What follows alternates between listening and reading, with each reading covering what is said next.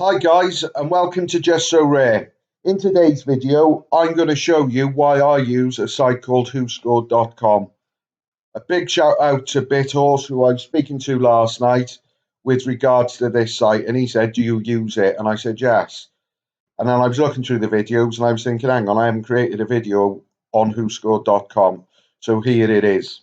So the first thing I would do is pick a league, and for this example I'm going to use the Jupiler League in Belgium. When you scroll down, you'll see there's a wealth of information, and what I particularly look for is possession-based teams.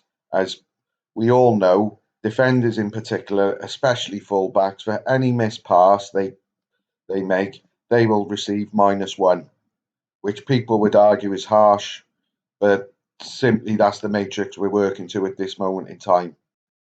I would look for a team who is not popular in that league, like Club Bruges, because obviously their players are going to cost more because they're a dominant side. So as you can see for this example, Genk, who are 8th in the league, so they're not a great side, but they like to play possession football. So the first thing I would look at is two full backs. If they play a back three, for argument's sake, which would be my preference when picking defenders, because the likelihood is, rather than playing a traditional back four, if there's a three centre halves, for example, a lot of the time they're just going to be passing back and forth 5-yard passes, so very unlikely to lose possession. However, if there is a back three and they're playing two wing backs, you need to ensure those wing backs are not just banging the ball in hopelessly and losing possession, because they're going to be penalised, like I said, massively. The flip side to that, if there are wing backs and they're whipping in balls left, right, and centre, they've got a good chance of getting an assist. So you've got to weigh it up and make your decision based on that. I'll leave it to you to see what other things are on there, but there's some really good stuff on here. So I would highly recommend you use it. Now, what I particularly like on Who Scored, and I'm using a player that I don't own, one, because I don't want people thinking I'm pumping a player, but it's crucial when you're looking at these players. Now, I've picked this guy out because I know I used to own him, and this guy has dropped massively in price. One, because he plays for the team who are bottom of the league, and secondly, he's not even getting into the team at this moment in time. But I think there's a story behind that. I think he'll be off come the end of the summer or the end of the season, whatever. Now, what I particularly like on Who Scored, they will show the players' characteristics in terms of their weaknesses and their strengths. Now, for defenders, you're obviously looking at winning duels, tackles, interceptions, etc. However, something that might not correlate with their actual scoring on Sorare data. For example, Ralph, when he does play, according to whoscored.com, his particular strength is taking set pieces, which obviously is vital. Players taking set pieces because they could create a goal, score a goal, etc. Key passes is one that I'm particularly interested in, because this Ralph geezer, he's obviously creating key passes when he plays. Now, what Sorare data won't show, he'll get awarded the points for creating that key pass, but Beershot are rubbish, quite frankly, or they have been this season.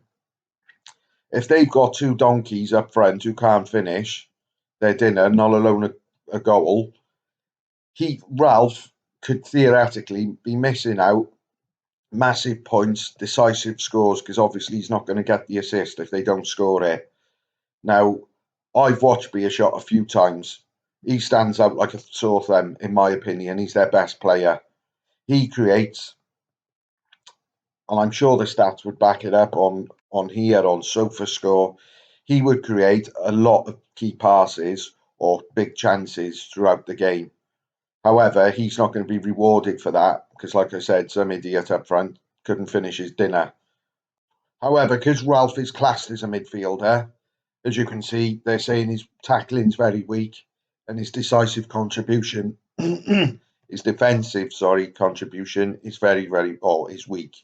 So if Ralph plays and he doesn't score or assist, and creates many chances, the likelihood is his base score is not going to be great because he's not going to be winning lots and lots of tackles, etc.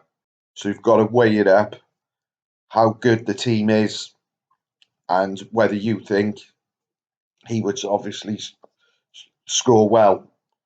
So I'll leave that to you. But in my opinion, Ralph will leave in the summer and go to a better team. As players like that, with those strengths, are hard to come by. So I recommend you go through that front page of Who Scored because there's a wealth of information.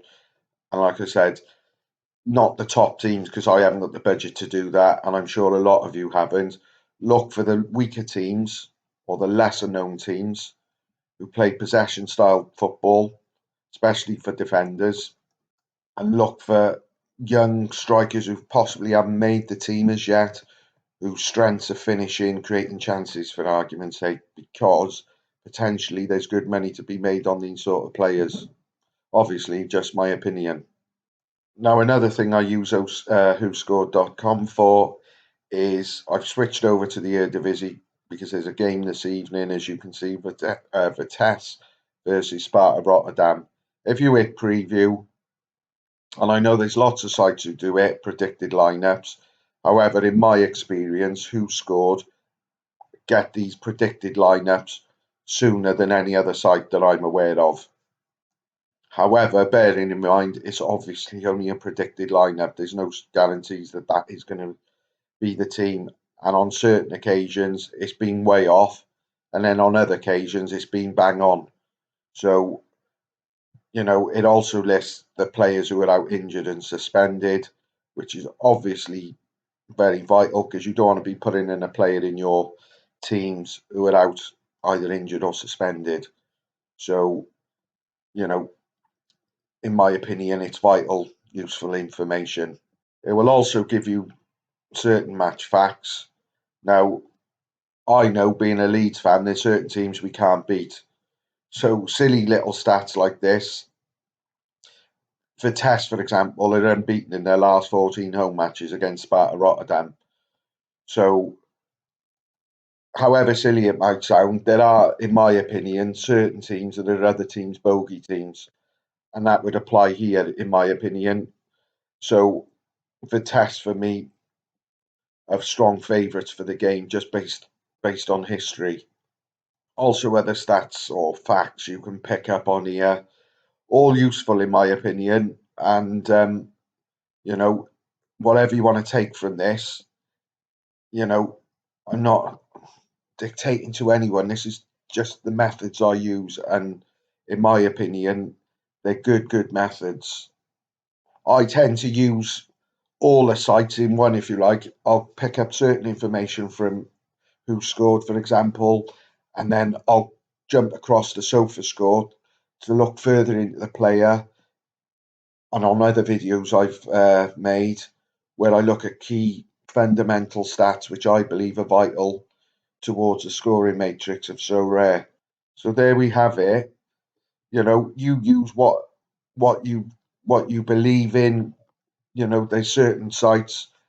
There's FootMob, for argument's sake. There's people who would rather use that site more than SofaScore or the other way around. Regardless what it is, use as many sites as you can. Even Google. Get on Twitter. Look for local journalists who possibly know there's a player injured who's not going to make the team that week. Just do what you've got to do to try and get a successful team in, week out. Because if you can do that, that's half the battle. Anyway, guys, thanks very much for watching. I hope you find this video useful. A shout out again to BitHorse for reminding me on Who Scored, and I'll see you very, very soon. Cheers.